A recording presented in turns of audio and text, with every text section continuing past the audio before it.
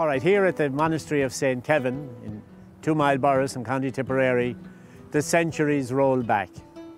This monastery, founded by St. Kevin, or Muckwe Vogue, the beautiful one, permeates the folk memory of Maicarchy and 2 Mile Borris. Place names like Liscaveen, Kevin's Fort, St. Kevin's Soccer Club, Sculquiveen in Littleton, Muckwe Vogue in 2 Mile Borris tell of the story of a young man at the beginning of the 8th century arriving here, guided by a grey boar. The Irish for grey is Leah, and he called the place Liathmore. He had been fostered out to his aunt, St. Ita, in Limerick, and was sent to St. Congal in Bangor in County Down for his education. There he received a handbell, a simple bronze bell with a single clapper in it, and St. Congal informed him that wherever that bell would ring of its own accord, there he should found his monastery. As he came down through the boglands of the Bog of Allen and the fingers that spread out into Tipperary, and crossing the Toher 500 yards from here, suddenly the bell rang in his hand, and he knew that this was his destiny, Liathmore, as he named it after the grey boar. The building behind me is a stone monastery. The original church of St. Kevin was wooden, because at the time, we know from the place names, that much of this area was covered in oaken forest, with the Derry place names, Derry Hogan, Derry na Flan, stretching right across the parish. His father, whose name was Beowan, was a carpenter, and he built his very first church, a dar hiach, dar meaning oak and teach meaning house, here at this very spot. We know quite a little bit about St. Kevin, because his life was reproduced and written in manuscript form, even as late as the 15th century, when James Butler, the great White Earl, took a particular shine to St. Kevin and ordered that his life be written again in manuscript form. When he was buried right here in his wooden church. And excavations on Church Island in Kerry in the 70s show that it was the custom then to build a stone church, or a dav liach, dam meaning house and liach, lac meaning a slab, a dam liach over the grave of the founding saint. And that is what this small church here is, very typical of its time, simple stone lintel, angled gable, and then the telltale ante, this stonework that juts out from the church, tell of its construction. We think somewhere around the 8th or the 9th century. The fame of St. Kevin spread, of course, his holiness, his monastic rule and so on, and this movement of early Christianity just isn't an Irish thing. It's an international movement with monks coming from all over the world, starting in the deserts of Egypt, where we have an Irish monk writing in Irish at the foot of Mount Sinai, across Europe, over the Alps, into Devon and Cornwall, which was being raided by Irish tribes at that time, and eventually then coming to Ireland. The movement was both ways, and we'll speak later on about how monks left monasteries like this and changed the civilization of Europe forever. So this is the original church of St. Kevin, standing in the fields here, courtesy of the family, of course, who owned this land, the Hayes family, who have such a graw and have shown such respect for the architectural heritage of their own place over the decades.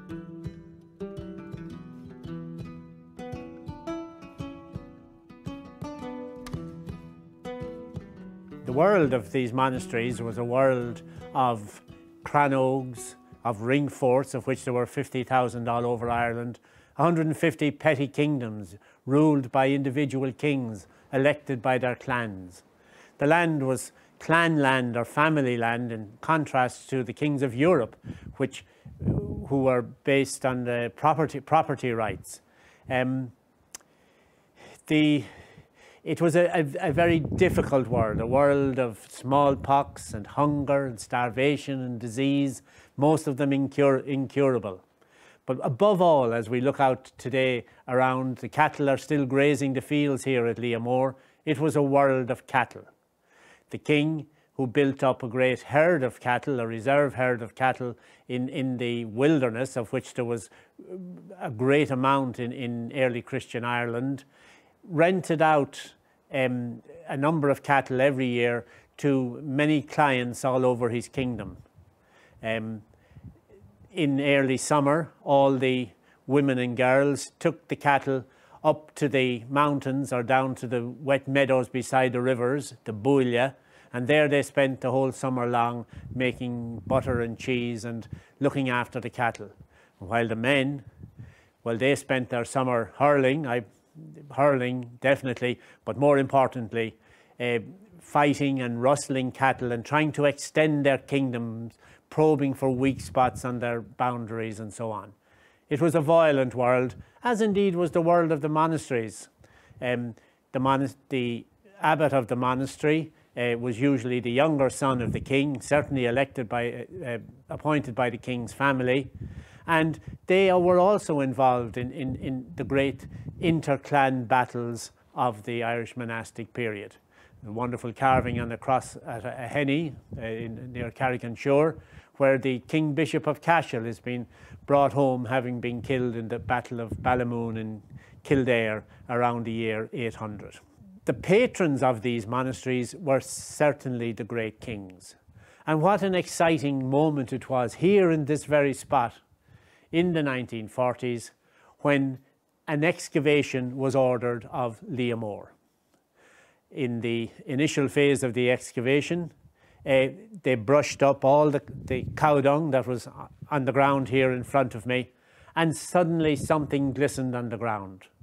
The archaeologist picked it up, a small little bronze strip, and on it, engraved, were the letters CCENEDIC-RIGER, and inlaid with silver. It was a little nameplate, if you like, attached. We don't know, was it attached to a chalice, a monstrance, or some other ecclesiastical tool that would have been used in the celebration of Mass or benediction. But the intriguing thing about it is, if we were to lengthen out those letters in Scriptura Continua, it's Arda Mac Kennedy, Rig Erand. Pray for the son of Kennedy, the King of Ireland. The only person it can refer to is Brian Boru. So here in this monastery, patronised, we would say, by Brian Boru, obviously donated a chalice or a monstrance, as I've said, and in the flight from this monastery, this little sliver of bronze fell off and lay in the ground here in front of me for centuries and centuries. Apart from his signature in the Book of Armagh, where he describes himself Imperator Scotorum, the Emperor of the Irish, it is the only physical remains of Brian Boru that we have left. And today it's in the National Museum. The story of this building that I'm in is so convoluted, but essentially it's all about expansion. When the story of and the fame of Muchay Vogue spread throughout Ireland, young men came here in their hundreds to study with him. He had to move, as we said, from the original small church that we've shown and to build another church over here. Then that became too small, and therefore they closed up this great arch, put a window, and they built another church in early Norman times, we would say about the 1100s, 1200s, inside. And we can still see the marks of the hazel rods in the roof overhead. Eventually then, in about 1430, this church became too small, and they built another huge extension using some of the discarded Romanesque work from Holy Cross Abbey to complete it. Even that wasn't big enough. And as we walk around the monastery, we see the foundations of an even much greater church. Had it been built, would have been the largest church building in Ireland, larger than St. Patrick's Cathedral, or wider anyway, and wider than the widest church in Glendalough. So here we see the development of a university city from early monastic times to the year, its last reference is the year 1015, but this building is about 1400. The inside building here with its intramural stairs and so on is about 1400. So from the small church, the small oaken church of St. Kevin himself, of about the year 700 to about 1500, this place, Liathmore, is one of the great university teaching monasteries of Ireland. And monks will go out here, the Scoti Vagrantes, they will go out here and go right across Europe.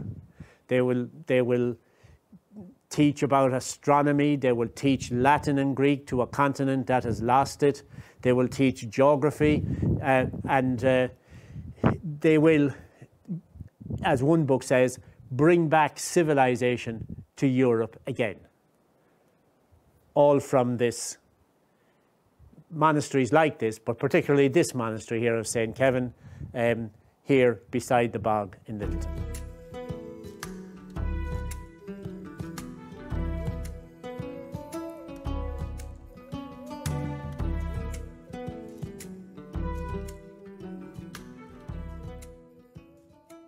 Early Irish monasteries are totally different to the planned Cistercian, Augustinian, Dominican monasteries of the later Middle Ages, brought in essentially for the most part by the Normans.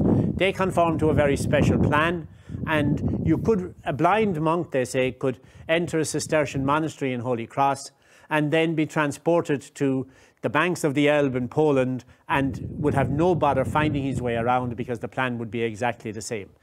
Irish monasteries are a little different. On the Rock of Cashel, because it's all compacted into a very small space, we get an idea of the relationships between the various buildings. And the relationships remain the same, but the space is far greater in places here like Liathmore, in Scattery Island, in Clonmacnoise, or any of the great Irish monasteries. The three component parts are a church, a high cross, and a round tower, particularly if it's a high status monastery.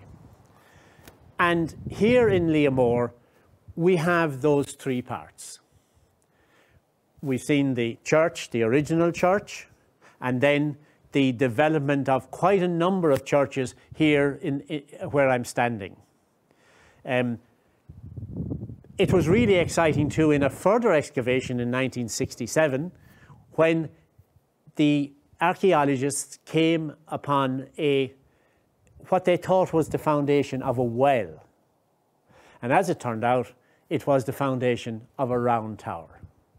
Now, round towers are in Irish clígceach, which means a bell tower, and that gives their function because they were essentially a rounded building with a number of different floors and staircases, and the monk would enter the door, which is usually above ground level, mainly because of the fact that if it were underground, the tower would fall down. It depends on the weight of the stones to keep it upright. The foundations are quite shallow. The monk would enter the doorway about 30 metres above the ground, and then go to the top where 4 windows pointed to the 4 points of the compass, and there he would ring a simple hand bell, exactly like the bell that St. Kevin had when he came here first. But of course, in the silence of the medieval landscape, the sound would carry, and all the people would come and worship or whatever. So it was really exciting to find the round tower. And what about the high cross? Well, in the same excavation, they also found parts of a high cross. On one side, they found the shaft of the cross. On one side was carved a series of marigolds, which is very much a theme of the Irish Romanesque. And on the other side then were stepped crosses, type of thing you would see in the ivories of St. Peter's in Rome, or on some of the metalwork of the Irish monastic. And therefore you had that Corey sort, if you like, or the fundamentals architecturally of an Irish monastery. The round tower, the church, and the high cross.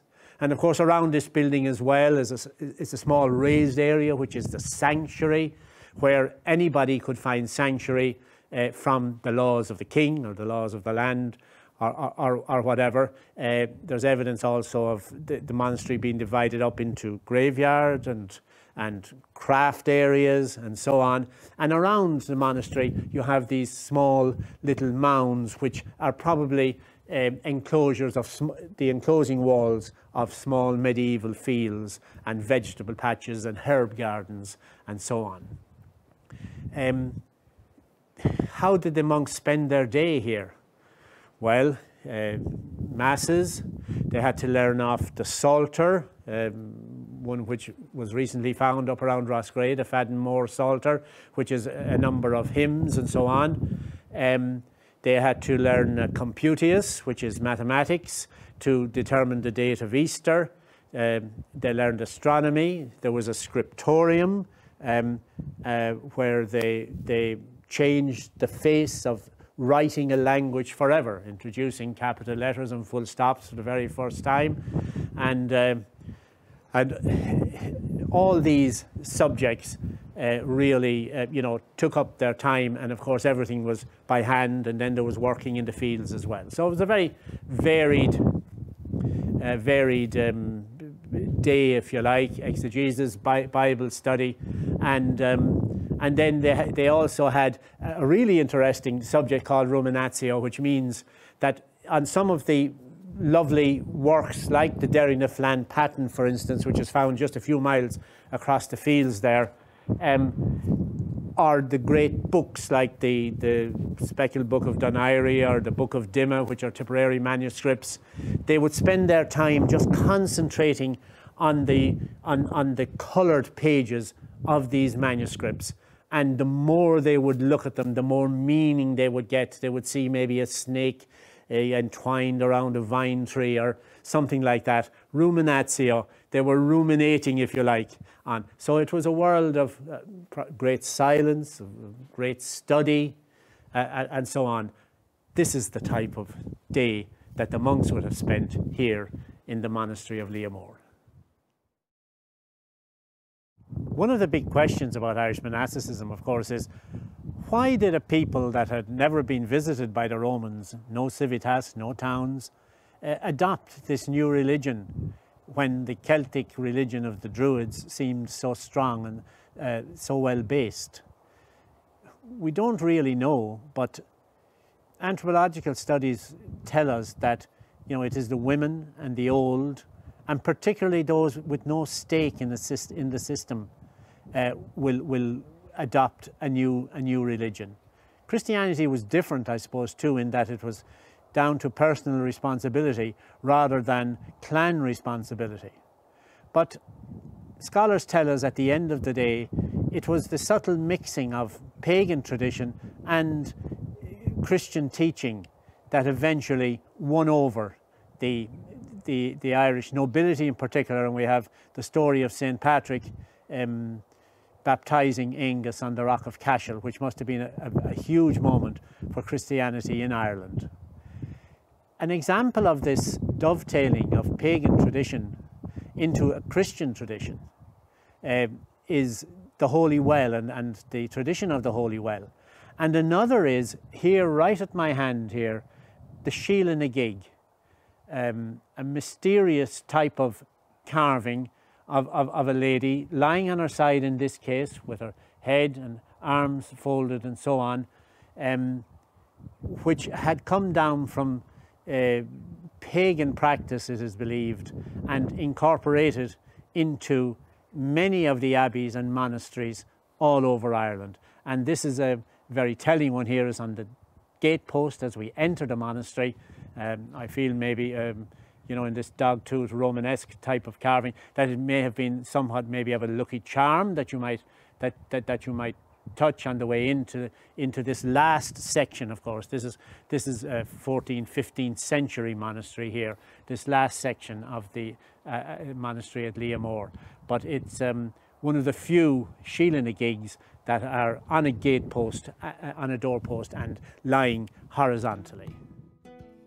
Of the many stories that have come down to us about St. Kevin, and as I already said, they permeate the folklore and the folk memory of the parish of Moycarkey, one of the most exciting ones really is the story of the children of Lir.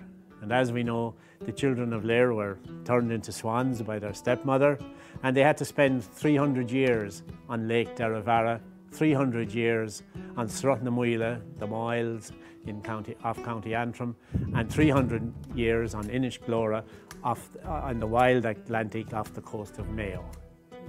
Eventually, when the 900 years were over, they were turned once again back into humans when they were baptized by none other than St. Kevin Muckwaybog himself. So he has echoes not alone here in 2 Mile Borris, but up around the areas of Cavan and over in the west as well.